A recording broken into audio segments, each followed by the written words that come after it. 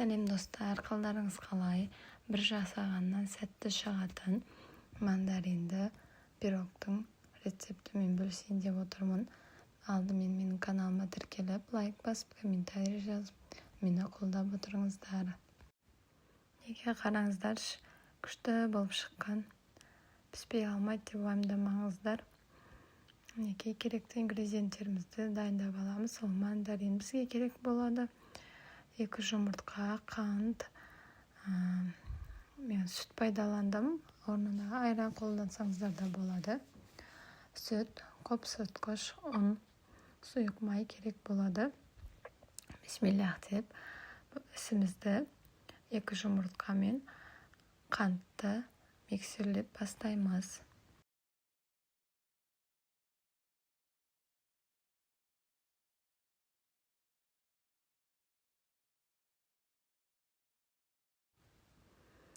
Екі-үш минут миксерлесеңіздер жетеді.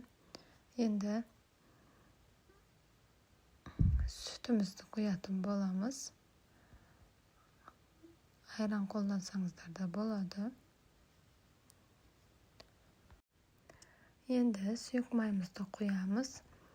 Барлық мөлшерлерді описаниеда жазып қалдыратын боламын. Елеуден өткізіп ұн саламыз.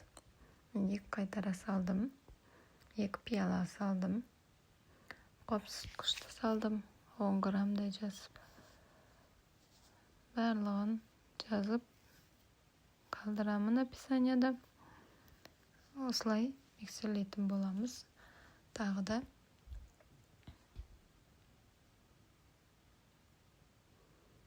неге қою масса болу керек. Миксер болмаса венчиктің немесе шанышқының көмегімен де жасасаңыздар болады. Неге қамырымыз дайын. Енді керемет болып шықты қамырымыз. Біркелкі масса болып. Енді мандариндарымызды жуып, сыртын аршып аламыз.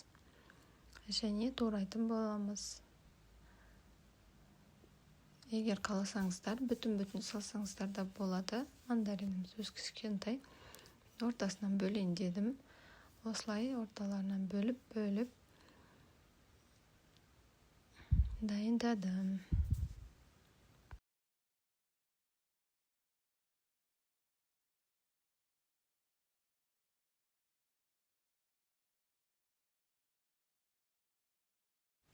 Неге топ-томалақ әдемі болып шығады, қыздар, қараңыздар. Керемет. Енді осылай дайындап алдық және формамызды пергамент қағазын төсеп, оны да дайындап алдық және астыңғы қабатына мандариндарымызды теріп шығамыз. Неге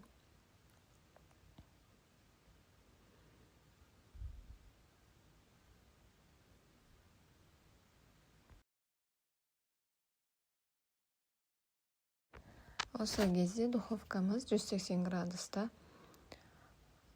қызып тұру керек. Енді мандариндарымыздың үстіне салмасын массамызды құйып шығатын боламыз. Біркелкі тегістеп.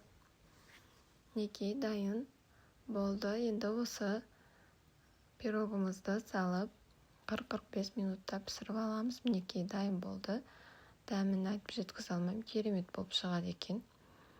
Шпажкамен тексеріп алдық. Неге пирогымыз дайын. Ас болсын. Қыздар, каналыма тіркеліп, лайк басып, видеоны соңына дейін қарап отырғандарыңыз үшін рахмет. Алда әлі көп рецепттер болады. Неге 2-3 сағат соғаннан кейін барып, қант ұлпасын